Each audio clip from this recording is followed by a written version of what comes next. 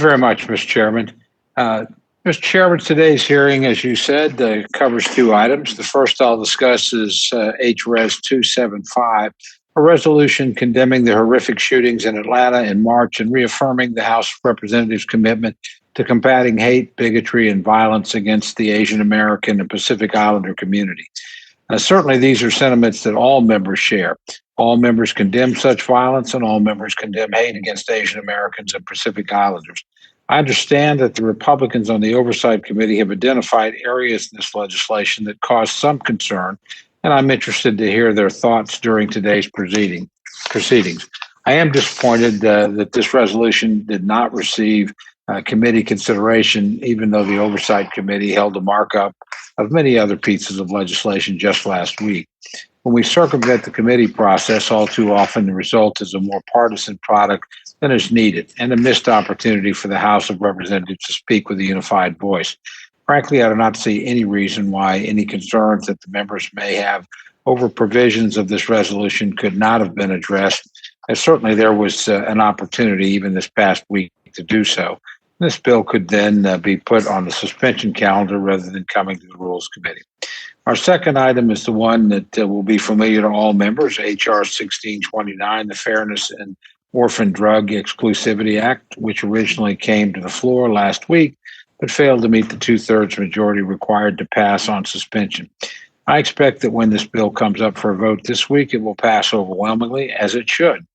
The reason so many members voted against the bill had nothing to do with the language of the bill.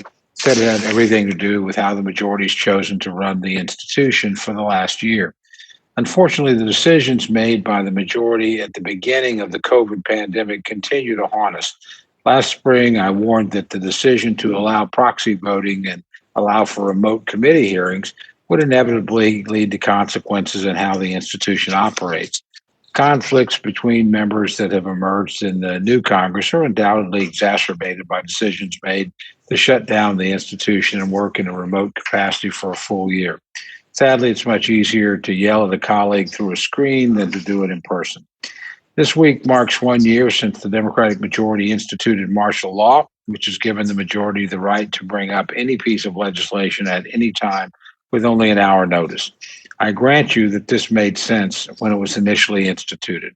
In the midst of a deadly pandemic where flexibility and timeliness were key to the emergency federal response. But here we are 367 days later with nearly 60% of the adults in the country vaccinated with their first dose. I'd like to remind my good friend, the chairman, of his outrage when a Republican majority used martial law for just 3 days. You said at the time, quote, "This rule would allow Republican leadership to rush anything to the floor within hours of it being released, not just appropriations. It gives them blanket authority to jam us with whatever new disaster they cook up with the White House in the back room of the Capitol," unquote. And I would say to my friend that if that was true for us then, it's certainly true for the majority now. With all due respect, you're now presiding over the most closed Congress in history, term we've all used a great deal. Here we are 1 year since the start of the pandemic, and the Pelosi lockdown continues. The majority's already taken away the traditional right of the minority to offer a motion to recommit, and has threatened to reduce the ability of members to make even the most privileged parliamentary motions. This committee will not even allow for standalone votes on most amendments, instead lumping them into predetermined groups to guarantee their outcome. And the speaker's unwilling to let her own iron-fisted grip to loosen, even as the country has begun to reopen. Just last week, the CDC issued guidance allowing fully vaccinated people to resume most activities without a mask, but the speaker has set a 100% requirement to consider removal of a unilateral mask mandate on the people's house. What happened to following the science? Should we trust that these vaccines are effective or not? Because if they are, and I do believe they are, it makes no sense to continue this mask mandate, and we should reconsider that. Given all of this, the only tool the minority has left is to register our discontent by using our voting cards. And so this leads to a situation like we're in with this bill, where the minority is left with no recourse but to use its voting power to send a message to the majority and to the Speaker. If we are to move forward as an institution, we must take steps toward restoring the basic norms we adhered to for decades, but that have eroded over the past year. This includes matters related to the COVID pandemic, like moving away from proxy voting and moving back to in-person committee hearings. I hope we can work toward that, Mr. Chairman.